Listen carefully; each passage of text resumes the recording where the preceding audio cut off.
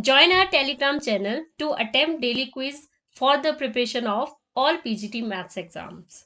Link is available in the description box.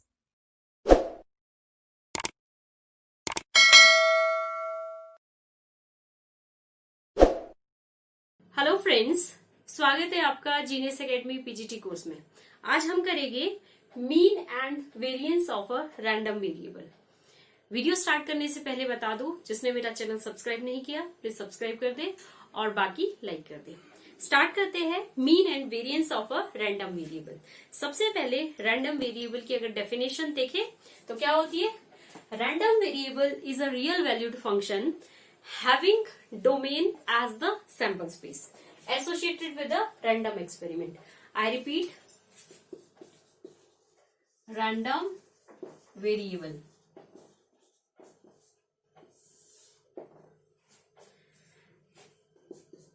A random variable has a real valued function having domain as the sample space associated with a random experiment. Domain आपने codomain, domain आपने function में पढ़ा ही होगा। और ये क्या होनी चाहिए? रैंडम वेरिएबल एक रियल वैल्यू फंक्शन होनी चाहिए, नेगेटिव, पॉजिटिव, जीरो। क्लियर? तो ये होगा आपका। Consider experiment tossing 3 coins.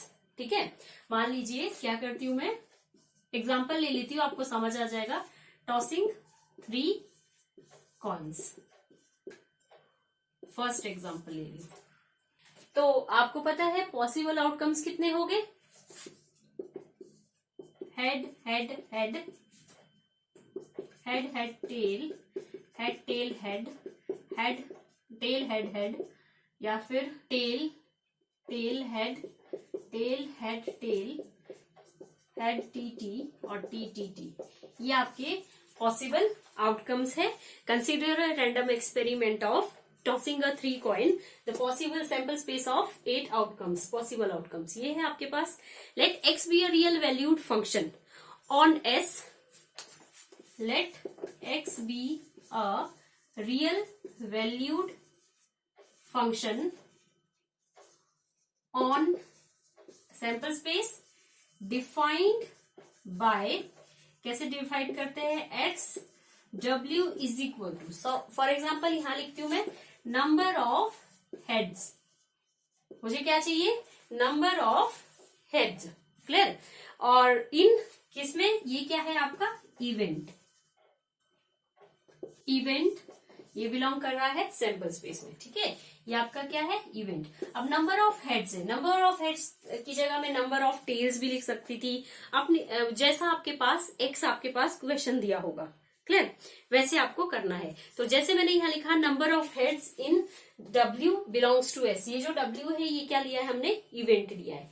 तो let x be a random variable, let x be a random variable such that क्या हो जाएगा? जो x है, मतलब हेड कितने, जो आपका x है वो क्या है? Random variable. तो अब बताइए नंबर ऑफ हेड्स यहाँ पे कितने हैं? 3। सिमिलरली सेकेंड वाले में head head head, head head tell कितने हैं? Number of heads 2। यहाँ पे कितने हो जाएंगे? h t h, यहाँ भी 2। नेक्स्ट वाले में t h h, यहाँ भी 2। नेक्स्ट वाले में t t h, तो ये हो गया 1 हेड। यहाँ भी टी एच टी। क्लियर? ये हो गया फिर से 1 head. Same here H T T, यहाँ भी आपका 1 हेड। और लास्ट वाले में 0 head. For the random variable x range कितनी आ गई? आप अब रेंज देखिए, सबसे छोटा 0 एंड सबसे बड़ा 3 है। तो मतलब रेंज कितनी आ गई? फॉर रैंडम वेरिएबल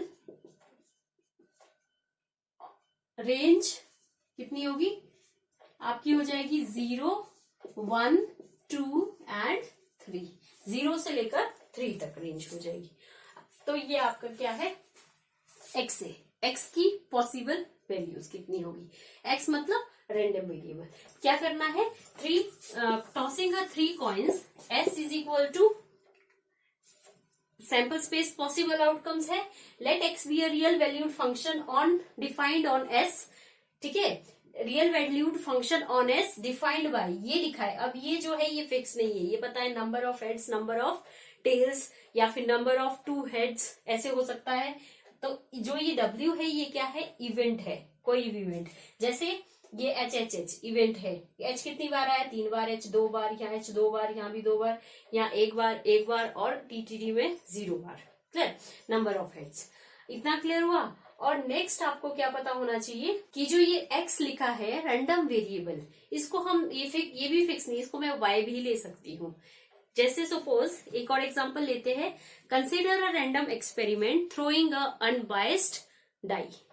तो आपको पता है throwing a unbiased die, sample space आपको पता चल गया कितना हो जाएगा,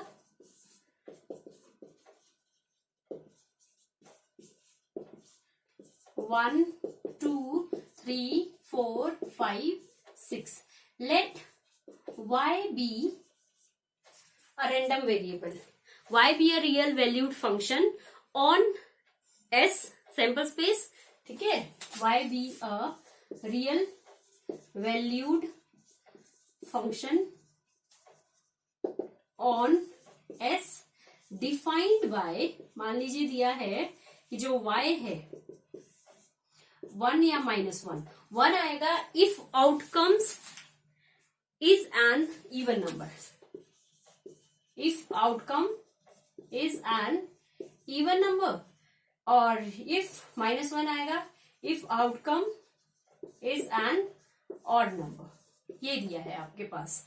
तो आपको पता है अभी मैंने क्या बताया कि अगर आपके पास ये y रैंडम वेरिएबल है, इवन नंबर या ऑड नंबर, इवन नंबर क्या है 2, या फिर इवन नंबर क्या है 4, या इवन नंबर क्या है 6, ऑड नंबर या तो 1 है, या तो आपके पास 3 है, या तो आपके पास 5 है।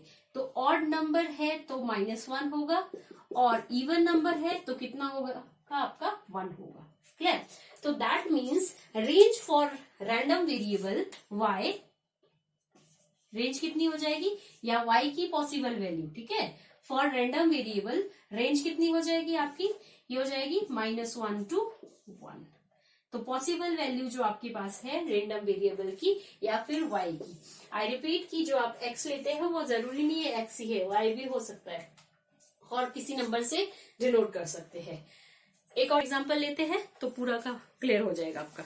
सपोज मैं कह रही हूं let there be a bag containing 5 white 4 red and 3 green, 5 white 4 red and 3 green balls है, ठीक है। 3 balls are drawn at random if x denote the number of green balls in a draw। तो अगर आपके पास ये 3 balls निकालनी है और वो क्या होनी चाहिए, ग्रीन होनी चाहिए। Clear, X denote the number of green balls in a draw. तो अगर एक्स आपके पास number of green balls draw करेगा तो दैट मीन्स एक्स की वैल्यूज कितनी हो जाएगी, या तो हो सकता है कि एक्स 3 ड्रॉ में, पहली ड्रॉ में हो सकता है कि एक भी ग्रीन बॉल ना निकले, हो सकता है एक निकले, हो सकता है 2 निकले, हो सकता है तीनों की तीनों निकल जाए।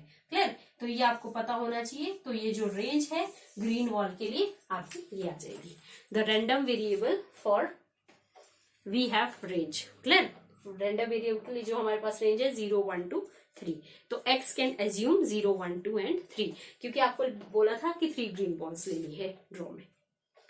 क्लियर है, अब हम कुछ क्वेश्चंस करेंगे, आपको समझ आ जाएगा अच्छे से। नेक्स्ट है आपका प्रोबेबिलिटी डिस्ट्रीब्यूशन। प्रोबेबिलिटी डिस्ट्रीब्यूशन, जैसे हम रैंडम वेरिएबल को x डिनोट करते हैं, अगर उसकी प्रोबेबिलिटी कर दे तो वो क्या हो जाएगा, probability distribution.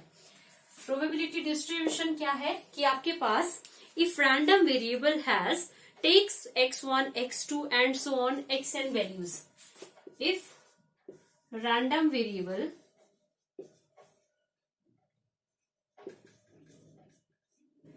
x takes values x1 x2 and so on xn.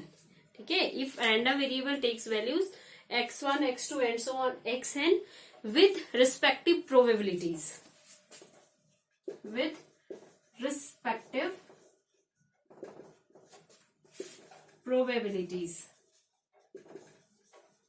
मान लीजिए वो है P1 P2 and so on Pn, तो हम इसको एक टेबल फॉर्म में लिखेंगे। मतलब रैंडम वेरिएबल आपका x है और px आपका प्रोबेबिलिटी डिस्ट्रीब्यूशन है। तो ये क्या हो जाएगा, अगर हमारे पास x1 है तो उसकी रिस्पेक्टिव प्रोबेबिलिटी P1 है, x2 है उसकी स्मॉल भी ले सकते हैं कैपिटल भी, तो उसकी प्रोबेबिलिटी कितनी है P2 है एंड सो ऑन। अगर xn है तो उसकी रिस्पेक्टिव प्रोबेबिलिटी Pn है। क्लियर, तो ये है आपको ऐसे टेबल फॉर्म में लिखना है P of x probability distribution. Clear, अब इसमें जो आपको पता होना चाहिए वो आपको P of 1 P of 2 P of 3 इनकी प्रोबेबिलिटी कितनी होनी चाहिए, आपकी 1 की इक्वल होनी चाहिए। क्लियर, तो अगर मैं एक एग्जांपल ले लूं, वही consider a random experiment tossing a 3 coins, तो आपको सैंपल स्पेस बनाना है। फिर आपने अगर सपोज ले लेती हूँ वही क्वेश्चन की X W equal to number of heads, suppose ले लेते हैं tossing a 3 coin, tossing 3 coins, तो सैंपल स्पेस हो गया H H H H H T H T H T H H T T H T H T T और last T T T, ये आपके पास सैंपल स्पेस है। Clear, तो अगर मुझे रैंडम वेरिएबल निकालना है तो रैंडम वेरिएबल मैंने क्या कहा, let X be a random variable, ठीक है, नंबर ऑफ हेड्स, ये डब्ल्यू भी लिख लो साथ में, मतलब इवेंट। क्लियर, तो number of heads in W belongs to sample space. तो आपको पता है एक्स एच एच कितना आ गया, पॉसिबल आउटकम, अब सारा नहीं लिखूंगी। क्लियर, तो पॉसिबल आउटकम्स कितने हैं कि ये नंबर ऑफ हेड्स, या तो कोई भी एक भी हेड नहीं हो सकता है, या 1 हो सकता है, 2 हो सकते हैं, या फिर 3 हो सकते हैं। ये पॉसिबल आउटकम वेरिएबल है, ठीक है, रैंडम वेरिएबल। तो अब देखिए, मतलब अगर मुझे P of x is equal to पहले कितना है, 0 है, x कितना है 0, x1 x2 x3 x4 ये है। x अगर आपका 0 है दैट मीन्स क्या है कि एक भी probability of getting no heads, probability of getting no heads, heads के बारे में बताना है। तो probability of getting no head मतलब क्या हो जाएगा, टोटल आपको पता है कितना है, 8 पॉसिबल आउटकम है, तो 1/8। नेक्स्ट, अगर x इज इक्वल टू 1 लिखोगे तो that means probability of getting 1 head, तो 1 हेड आपके पास कहाँ है, TTH या फिर THT या फिर और HTT, probability of getting 1 head, तो ये हो गया 3/8। सिमिलरली अगर x is equal to 2, probability of getting 2 heads, तो 2 हेड्स कितने हैं, HHT या फिर HTH या फिर THH हो गया, ये भी कितना है प्रोबेबिलिटी 3/8। एंड जब आपके पास x3 है, probability of getting all heads, तो कितना हो जाएगा HHNH, तो ऑल हेड्स तो कितने हैं आपके 1/8। तो ये आपके पास क्या है प्रोबेबिलिटी P ऑफ x। तो अगर मैं इसको टेबल फॉर्म में लिखूं, ये x है, ये P ऑफ x है, 0 1 1 2 3। तो जब आपके पास कोई भी probability of getting no heads, तो कितने हो जाएगा 1/8, नेक्स्ट था 3/8, नेक्स्ट था 3/8, नेक्स्ट था 1/8। तो ये आपका रैंडम वेरिएबल है, ये आपका प्रोबेबिलिटी डिस्ट्रीब्यूशन है। क्लियर, आई थिंक क्लियर हो गया, इजी है ये। क्वेश्चन देखिए, let x denote the number of hours you study during a randomly selected school days. The probability that x can take as the value x, small x, has the following form. K is where k is some unknown constant. P of x is equal to x ऐसे दिया हुआ है, ठीक है, P of question नहीं लिखूंगी मैं, x is equal to X, तो इसमें लिखा है 0.1, चलो लिख लेते हैं थोड़ा सा 0.1। नेक्स्ट दिया है के एक्स, नेक्स्ट है के 5 माइनस एक्स, नेक्स्ट है 0। ये तो अदरवाइज के लिए है, जब आपके पास x इज इक्वल टू 0 होगा तो ये है if x is equal to 1 और 2, if x is equal to 2 3 और ये आपके पास ऐसे दिया है 4। क्लियर? तो अब आपको क्या करना है, फर्स्ट दिया है find the probability, find the value of k। अब मैंने सबसे पहले क्या क्या कहा, इसको टेबल फॉर्म में बनाओ। तो कैसे बनेगा ये, x और probability, random variable and probability distribution. सबसे पहले आपके पास दिया है, आपको पता है कि 0 1 2 3 4 पॉसिबल x की वैल्यू 0 1 2 3 4। क्लियर? x की वैल्यूज, तो x की वैल्यू अगर 0 है तो ये तो 0 पॉइंट कितना हो गया, ये तो पहले ही 0.1 है। क्लियर?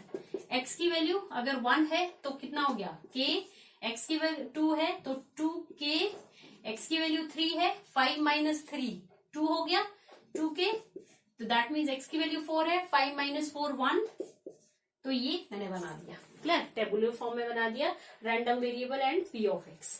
अब मुझे पहला क्वेश्चन दिया है find the value of k। We know that first p जब x 0 है, p x 1 है, p x 2 है, p x 3 है और प्रोबेबिलिटी x 4 है। कितना होता है टोटल इनका प्रोबेबिलिटी डिस्ट्रीब्यूशन, टोटल ऐड कितना होता है 1 होता है। तो 0 0.1, ठीक है, k 2k 3 फिर से 2k and k equal to 1, ये ऐड कर दिया मैंने सारा। तो कितना हो गया ये 5 6 4 5 6k, और ये उधर ले जाओ तो ये हो गया 0.9, that means k is equal to 9/6, ऐसे हो जाएगा। 0.9 कैंसिल कर मतलब पॉइंट हटा दिया, 3 2 जा और 3 3 जा और 3 2 जा 1.5, और नीचे और भी 10 है तो k की वैल्यू 0.15 आ गई। क्लियर है? नेक्स्ट लिखा है एट लीस्ट 2 आवर्स। तो एट लीस्ट 2 आवर्स का क्या मतलब है, एटलीस्ट उतना और उससे ज्यादा, दैट मीन्स मुझे प्रोबेबिलिटी निकालनी है एटलीस्ट 2 आवर्स, मतलब 2 या 2 से ज्यादा।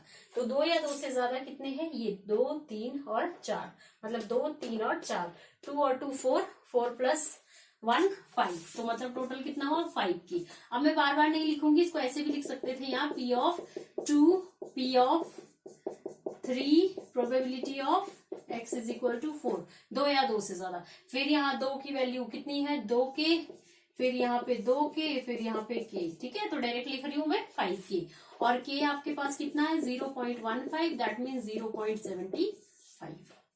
ये हो गया आपका नेक्स्ट। तो नेक्स्ट आपका है एग्जैक्टली 2 आवर्स, एग्जैक्टली 2 आवर तो मतलब x इज इक्वल टू 2, तो probability of x is equal to 2, x is equal to 2 is this, मतलब 2k, तो k इज 0.15, दैट मीन्स 0.3, और लास्ट जो है एटमोस्ट 2 आवर, एटमोस्ट कितना होता है उससे या फिर उससे मतलब उतना और उससे कम, एटमोस्ट तो कितना, एटमोस्ट 2 आवर लिखा है, तो या तो 2 या फिर 2 से कम। क्लियर? तो क्या हुआ, एक 2 से कम x इज इक्वल टू 0, ये या फिर ये। Clear? That mean 0.1 plus k plus 2k, 3k plus 0.1, 3k 0.15 plus 0.1, clear, 45 0.45 plus 0.1, तो ये हो गया 0.55 आपका ये फाइनल आंसर। तो आई रिपीट कि सबसे पहले आप ऐसे बना दीजिए, टेबल फॉर्म में बना दीजिए, जो नेक्स्ट आपके पास जो कंडीशन है वो लिख लेनी है। इजी है बिल्कुल। इस तरह का क्वेश्चन आई थिंक मुझे नहीं लगता आपको प्रॉब्लम आएगी, कर लेंगे, है ना। नेक्स्ट देखिए, 3 cards are drawn from a pack of 52 cards. Find the probability distribution of the number of ace. सबसे पहले हमें x की जो पॉसिबल वैल्यू या x की जो मैंने रेंज बताई थी रैंडम वेरिएबल की वो पता होनी चाहिए। Let x be the number of aces. Clear? Let x be number of aces. अब आपको पता है कि टोटल 52 कार्ड्स होते हैं, जिसमें से आपके 4 एस है और 48 अदर कार्ड्स है। क्लियर? ये सबको पता है। तो अब मुझे क्या करना है, 3 कार्ड्स आर ड्रॉन, 3 कार्ड्स निकालने हैं। तो 3 कार्ड्स निकालने में हो सकता है सबसे पहले x की जो पॉसिबल वैल्यू है, हो सकता है एक भी एस ना निकले, हो सकता है एक निकले, हो सकता है 2 निकले, हो सकता है तीनों। मतलब 3 कार्ड में से हो सकता है तीनों अदर कार्ड्स हो सकता है एक एस हो, 2 दूसरे कार्ड्स हो सकता है 2 एस हो, एक डिफरेंट कार्ड हो सकता है तीनों कार्ड्स क्या हो जाए, आपके एस हो जाए। क्लियर है? तो मतलब सबसे पहले हम क्या निकालेंगे, probability of x is equal to 0, probability of getting no ace, that means all different cards, all other cards.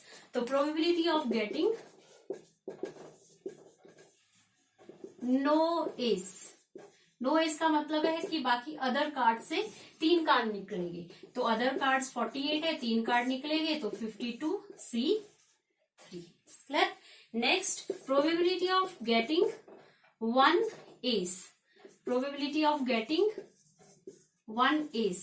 तो 1 एस का मतलब है कि 4 में से एक तो निकलेगा एस, बाकी कितने बचे, 2 कार्ड और थे, तो वो 48 में से हो गए 2 कार्ड, मिला के कितना होना चाहिए, 3 होना चाहिए, total 52C3।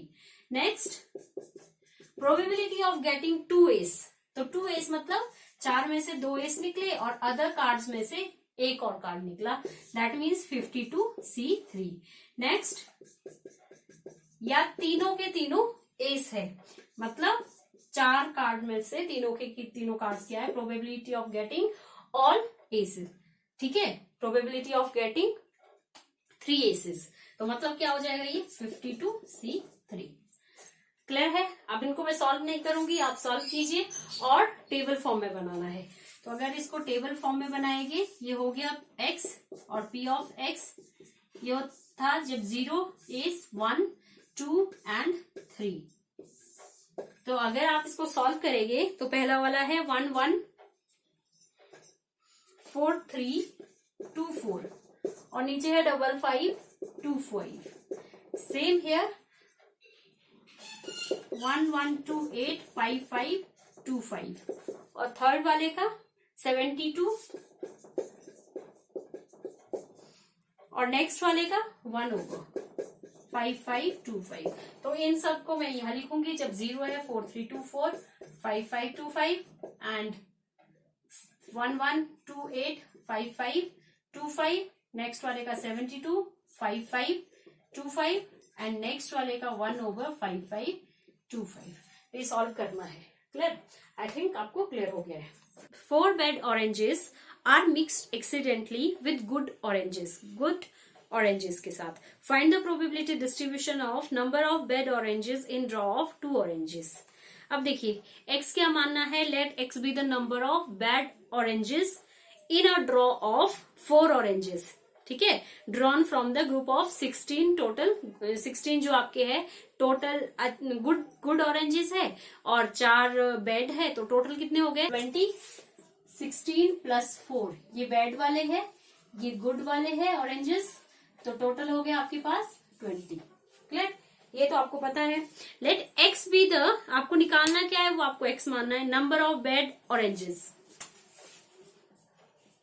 Number of bad oranges. अब क्वेश्चन में लिखा है कि आपको क्या करना है, probability of number of bad oranges in a draw of 2 oranges, 2 orange निकालने हो सकता है। तो x की पॉसिबल वैल्यू क्या होगी पहले ये पता होना चाहिए। हो सकता है कि एक भी probability of getting no bad orange, एक भी बैड ऑरेंज ना निकले, तो मतलब कितना हो जाएगा 0, या फिर एक निकले या फिर दोनों बैड ऑरेंजेस निकले। हो सकता है एक भी ना निकले तो मतलब अच्छे ऑरेंजेस निकलेंगे, हो सकता है एक निकले तो एक अच्छा निकलेगा, एक बुरा निकलेगा, बैड निकलेगा, या फिर दोनों बैड होने चाहिए। तो that means p of x is equal to 1, probability of getting no bad orange. तो कितना हो जाएगा वो, अगर कोई भी बैड ऑरेंज नहीं है तो दैट मीन्स अच्छे ऑरेंज है दोनों, और टोटल है 22। हो गया 16, 15 और 20। ये आई थिंक सबको पता है 1 into 2, मतलब या तो कॉम्बिनेशन का फॉर्मूला लगा दो या फिर जितना यहाँ पे उतने टाइम पीछे जाओ। जैसे 2 था तो 16, 15 2 बार पीछे चलेगी, और यहाँ पे 19। और इसका भी ऐसे होता है एक्चुअली, एक बार मैं इसको बता देती हूँ कैसे। 16 into 15, 1 into 2, इसको भी पीछे ले जाना है, फिर इसको 2 बार पीछे जाना है। 20 into 20 के बाद क्या आता है 19, तो 1 into 2 नीचे वाला, ये 1 2 1 2 अपने आप कैंसिल हो रहा है। क्लियर।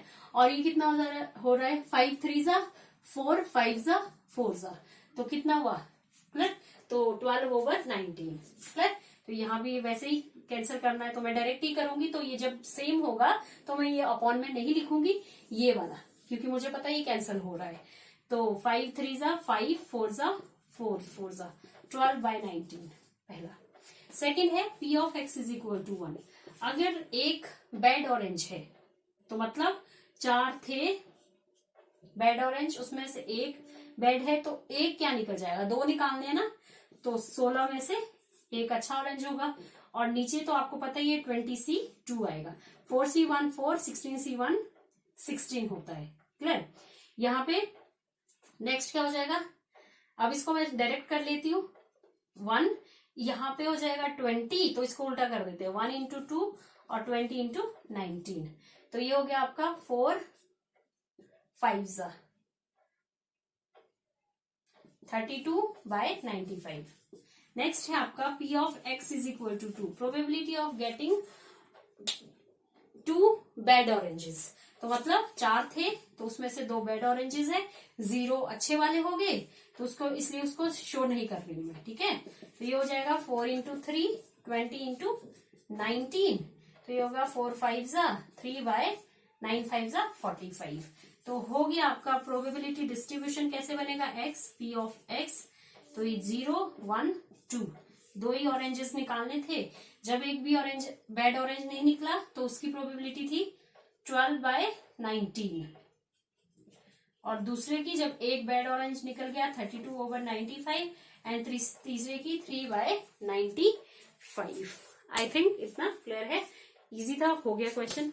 नेक्स्ट देखिए, find the probability distribution of a number of green balls drawn when 3 balls are drawn.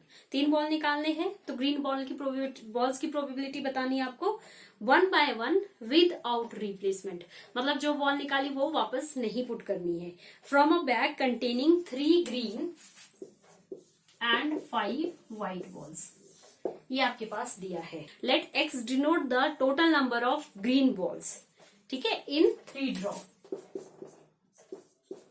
Total number of green balls in 3 draw. अब हमें पता है हमारा x की जो वैल्यूज क्या होगी, हो सकता है एक भी ग्रीन बॉल ना निकले, हो सकता है एक निकले, हो सकता है मतलब एक ग्रीन बॉल नहीं निकलेगा तो सारी क्या व्हाइट बॉल्स होगी, और यहाँ पे अगर एक होगा तो 2 व्हाइट, और यहाँ पे अगर 2 है तो 1 व्हाइट हो जाएगी, एंड या फिर तीनों ग्रीन बॉल्स होगी। तो P of x is equal to 0, probability of getting no green balls, probability of getting no green balls, that means probability of getting white balls. तो अगर मेरे पास 5 व्हाइट बॉल है, टोटल कितनी है 8, एक निकाल दी, अब कितनी बची 4 बची। क्लियर, 4 व्हाइट बॉल्स बची और टोटल एक निकल भी गई तो कितना हुआ 7, और अब कितनी बची 3, एक और निकल चुकी है तो कितना और टोटल 6। क्लियर, 5/8, 4/7, 3/6, ये हो गया आपका फाइनल। तो आप कैंसिल कर दीजिए, 2 जा 2 जा 4 जा, दैट मीन्स 5/28 आपका answer, the probability of getting no green balls. Second है P of x is equal to 1। देखिए इसका क्या मतलब है, probability of getting 1 green ball probability of getting 1 green ball. देखिए अगर शुरू में एक ग्रीन बॉल आ गई, टोटल ग्रीन बॉल कितनी है 3, मतलब ऐसे बना लेती हूँ, बीच में मैं क्या करूंगी प्लस, यहां भी और यहां भी प्लस। शुरू में कितना है आपके पास 3 ग्रीन बॉल है, टोटल कितनी थी 8, बस आ गई पहले ड्रॉ में, सेकंड ड्रॉ में एक ही ग्रीन बॉल आएगी, बाकी कितनी क्या आ जाएगी व्हाइट। तो व्हाइट कितनी थी 5, लेकिन यहाँ कम हो गए क्योंकि वापस नहीं डालनी 7, और फिर व्हाइट बॉल 4, और फिर एक कम हो गया तो कितना हो जाएगा 6। सिमिलरली फर्स्ट ड्रॉ में अगर ग्रीन बॉल निकली, अगर सपोज सेकंड ड्रॉ में निकली, तो फर्स्ट ड्रॉ में क्या निकलेगी व्हाइट बॉल निकलेगी, टोटल कितनी है 8 है। तो अब क्या निकालना है ग्रीन बॉल, ग्रीन कितनी है 3, बची कितनी 7 बची। अब व्हाइट बॉल 4 क्योंकि 5 थी टोटल, और बची कितनी 6। सिमिलरली लास्ट ड्रॉ में हम ग्रीन बॉल निकालेंगे, पहले 5 8, फिर बची 4 ग्रीन व्हाइट बॉल, 7 बच गई टोटल, और यहाँ पे 3 ग्रीन बॉल्स है और कितना हो गया 6 हो गया। क्लियर? तो ये आपका हो जाएगा, कैंसिल अगर करेंगे इसको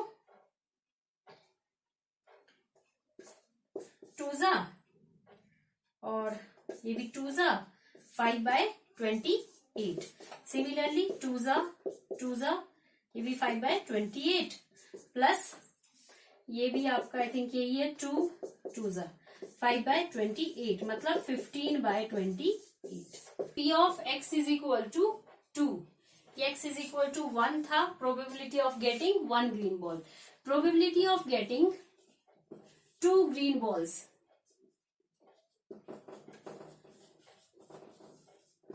probability of getting 2 green balls. अब देखिए हो सकता है कि फर्स्ट 2 ड्रॉ में ग्रीन बॉल निकले, फिर व्हाइट निकालनी है, फर्स्ट और लास्ट में निकालना है, और लास्ट के या फिर लास्ट के ड्रॉ में, लास्ट के 2 ड्रॉ में। देखिए सबसे पहले क्या होगा, मान लीजिए फर्स्ट 2 में निकालती हूँ 2 ग्रीन बॉल्स, पहला वाला ग्रीन है, टोटल है 3, मतलब 3 ग्रीन बॉल्स और टोटल हो गया 8, एक निकल गया वापस नहीं डालना, यहाँ बचा 7, नेक्स्ट में भी ग्रीन बॉल ही निकालो तो 2 ग्रीन बॉल बची, कितना बच गया 6 बच गया, और आपको क्या करना है ग्रीन ही निकाल के व्हाइट निकालनी है, व्हाइट थी 5। अब ये फर्स्ट 2 ड्रॉ में ग्रीन बॉल्स निकाली, हो सकता है लास्ट में निकाल दूं, तो टोटल 5 बॉल्स है और टोटल कितनी है 8 है। अब निकालो ग्रीन, टोटल ग्रीन थी 7 बच गई, और फिर ग्रीन और निकालो तो 6 बच गई। Clear? Plus first and last में निकालिए, क्योंकि हमने निकाला फर्स्ट 2 ड्रॉ में ग्रीन बॉल्स और यहाँ लास्ट में। अब हो सकता है फर्स्ट ग्रीन बॉल निकल जाए, टोटल थी 8, अब बीच में निकाल दो व्हाइट बॉल, व्हाइट थी 5 बची कितनी 7, अब मल्टीप्लाई ग्रीन बॉल 2 बची और कितना हो जाएगा 6 हो जाएगा। आप कैलकुलेट कर लीजिए, 3 जा 3, 3 जा 7, 8 जा 56। तो अगर इनको भी करेंगे तो ये भी आ रहा है ऐसे ही आपका 7, 8 जा 56, और ये भी 5/56, मतलब 15/56 आपका ये फाइनल आंसर है इसका। क्लियर? लास्ट है, एक और बचता है ये वाला, Px is equal to 3, probability of getting 3 green balls, सारी की सारी क्या है ग्रीन्स है, ठीक है। तो ये भी आपका, ये तो डायरेक्ट ही है, कितने हैं टोटल 3 है आपके पास, 3 है, पहले ड्रॉ में 3/8 हो गया, क्यों? क्योंकि आपको पता है 3 ही ग्रीन बॉल है, टोटल थी 8। अब कितनी बची 2 ग्रीन बॉल बची, कितना आ गया नीचे 7, क्योंकि कम हो रही है ना, वापस नहीं डाल रहे बॉल। फिर एक ग्रीन बॉल बची, कितना हो गया नीचे 6, तो ये हो गया 2, 3 जा 3 से 3 कैंसिल, 1/56 आपका फाइनल आंसर। दैट मीन्स अब अगर आप टेबल फॉर्म में बनाएंगे इसको, तो ये वही है x है, ये P ऑफ x है, x की जो वैल्यूज थी 1 2 3 0 1 2 3 हो सकती थी, और जब 0 था तो 5/28, 1 था तो 15/28, 3 2 था तो 15/56, और जब 3 बॉल निकाली आपने, तीनों ग्रीन ही थी, तो 1/56 ये आपका फाइनल आंसर। नेक्स्ट क्वेश्चन देखिए, अ coin is biased so that the head is 3 times as likely to occur as tail. If coin is tossed twice, find the probability distribution for the number of tails.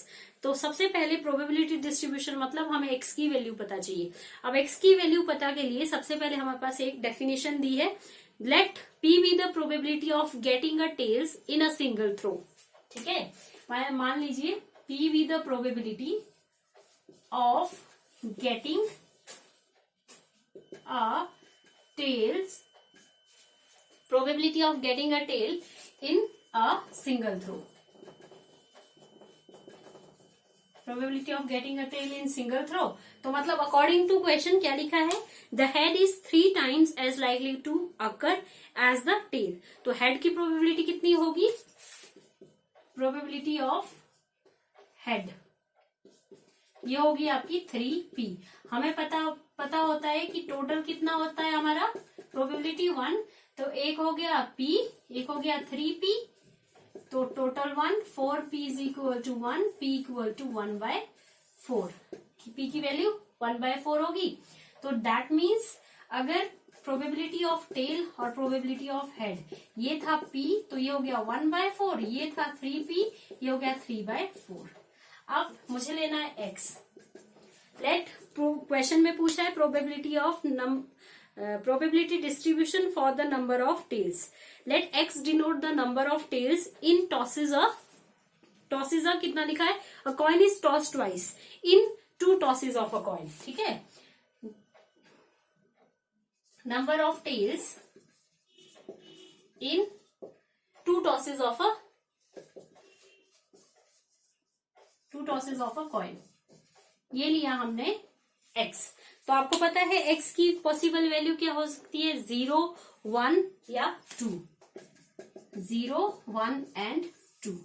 तो first आ जाएगा p of x is equal to 0, p of x is equal to 2, p1, p of x is equal to 2।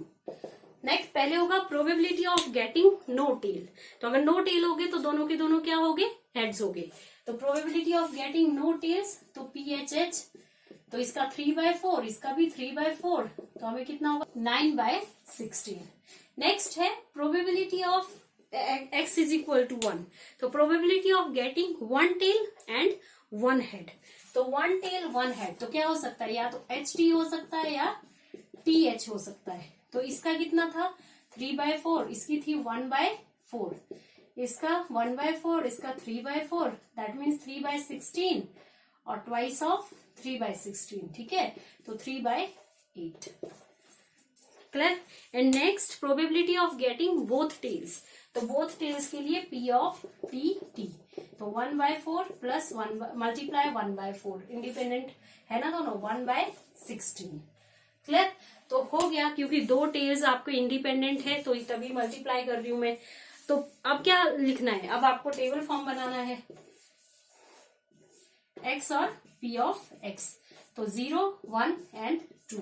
तो जब आपके पास 0 था, probability कितनी होगी 9 probability of getting all heads. ठीक है, 1 tail and 1 head, and next both tails. तो ये था जब आपके पास बाइस्ड कॉइन होगा। आई थिंक क्लियर है। आज के लिए इतना ही। वीडियो पसंद आया तो आगे भी शेयर कीजिए और लाइक कीजिए, सब्सक्राइब कीजिए। Thank you very much.